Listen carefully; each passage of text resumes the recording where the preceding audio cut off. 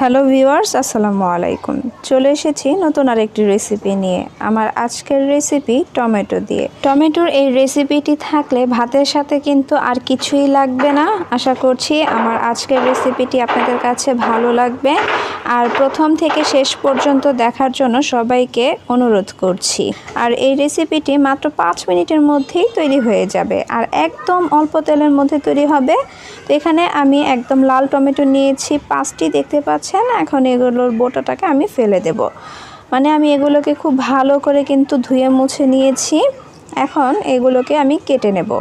তো বোটাটাকে ফেলে দিয়ে আমি এখানে একটি চপিং বোর্ড নিয়েছি। এর উপরে রেখে একটি ছুরির সাহায্যে আমি টমেটোগুলোকে এভাবে অর্ধেক করে কেটে নিচ্ছি।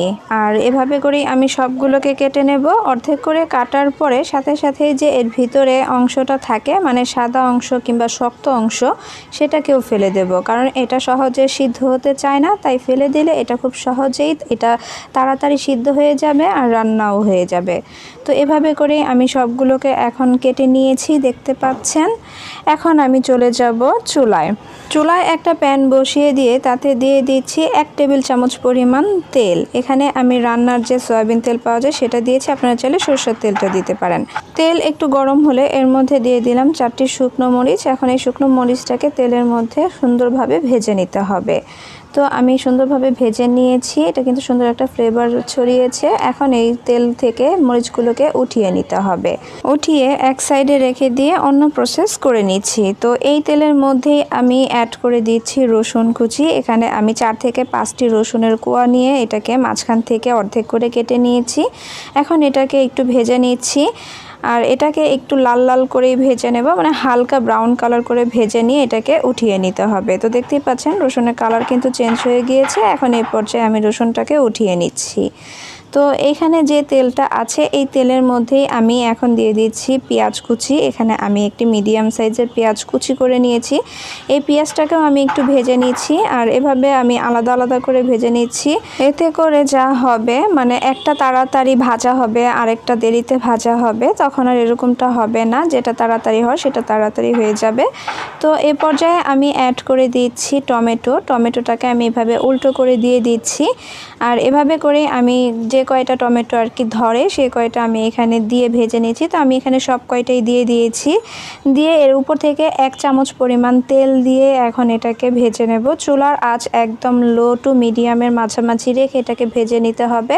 5 মিনিট পরে এটাকে উল্টিয়ে দিতে হবে, যাতে এটা নিচের অংশটাও খুব সুন্দরভাবে সিদ্ধ হয়ে যায়। আর এই উল্টিয়ে দিয়ে তার অপর পাশটাও আর কি সিদ্ধ করে নিতে হবে। তো এভাবে করে উল্টিয়ে দিয়ে এটাকেও 5 মিনিট রান্না করে নিতে হবে, যাতে এটাও সুন্দরভাবে সিদ্ধ হয়ে যায়। চুলার আঁচ বাড়ানো থাকলে এটা কিন্তু অনেক দ্রুতই সিদ্ধ হয়ে যায়।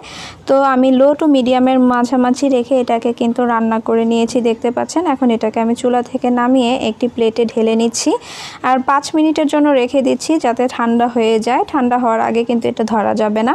ঠান্ডা হয়ে গেলে তারপরে এর যে স্কিনটা একটু টান দিলেই কিন্তু খুব সুন্দরভাবে উঠে আসবে। তো আমি এর স্কিনটাকে এখন ফেলে দেব। তো দেখতে পাচ্ছেন আমি কিভাবে করে টান দিচ্ছি। এভাবে করে টান দিলেই কিন্তু সবগুলো সুন্দরভাবে উঠে আসবে। আর এভাবে করে আমি সবগুলোই কিন্তু উঠিয়ে নেব। তো দেখতেই পাচ্ছেন কিভাবে সুন্দরভাবে যে উঠে আসছে। এটা কিন্তু একদম সহজ একটি কাজ। তো আমি এটাকে কিন্তু উঠিয়ে নিয়েছি। এখন একটি আমি হামান তিস্তা নিয়েছি। আমি এখন হামান তিস্তা ব্যবহার করব। যদি হামান তিস্তা না থাকে আপনারা পাটায়ও অথবা পুটাও করে নিতে পারেন, অথবা চাইলে হাতেও কিন্তু করে নিতে পারেন। কিন্তু হামান তিস্তায় করলে কিন্তু অনেকটা সহজ হয়। তো এর মধ্যে প্রথমে আমি রসুন যে ভাজা সেটা দিয়েছি, মরিচ দিয়ে দিচ্ছি সাথে স্বাদ মতো লবণ দিয়ে এখন এটাকে খুব ভালো করে একটু থেতো করে নেব, মানে ভর্তার মতো করে নেব। তো আমি 2 মিনিট করার পরে কিন্তু এরকম হয়েছে। এখন আমি এটাকে উঠিয়ে একটি বাটিতে নিয়ে নিয়েছি। এখন এর মধ্যে ভেজে রাখা যে পেঁয়াজটা সেটাও দিয়ে দেব।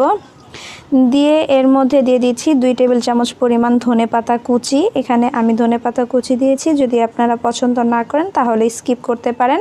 এখন এই সব উপকরণ আমি হাত দিয়ে মেখে নিচ্ছি। চাইলে আপনারা চামচ দিয়েও মেখে নিতে পারেন। যাদের হাত জ্বলবে মনে করেন তারা চাইলে চামচ দিয়েও কিন্তু মেখে নিতে পারেন, তাতে কোনো অসুবিধা নেই। তো আমি এখন এর মধ্যে অ্যাড করে দিচ্ছি ভেজে রাখা যে টমেটোটা, সেই টমেটোটা আমি এখন এখানে অ্যাড করে দিব। তো আমি সবগুলো টমেটোই একেবারে দিয়ে দিচ্ছি।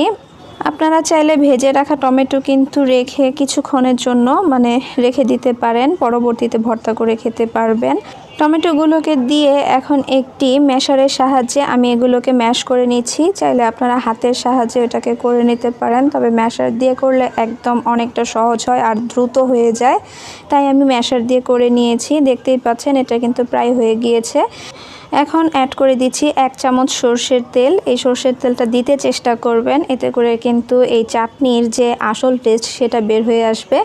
দিয়ে একটি চামচের সাহায্যে খুব সুন্দরভাবে এটাকে একটু মিশিয়ে নিতে হবে, তারপরেই কিন্তু এটা তৈরি হয়ে যাবে। উপর দিয়ে গার্নিশ করার জন্য আমি একটু ধনেপাতা কুচি দিয়ে সাজিয়ে নিচ্ছি। এটা পুরোটাই অপশনাল, চাইলে স্কিপ করতে পারেন। তবে আরেকটু সৌন্দর্য বাড়ানোর জন্য পেঁয়াজটাকে আমি মাঝখান থেকে গোল করে রিং করে কেটে নিয়ে সাথে একটি লেবু দিয়ে আর কাঁচামরিচ দিয়ে সাজিয়ে নিয়েছি। টমেটোর এই রেসিপিটা থাকলে ভাতের সাথে কিন্তু আর কিছুই লাগবে না।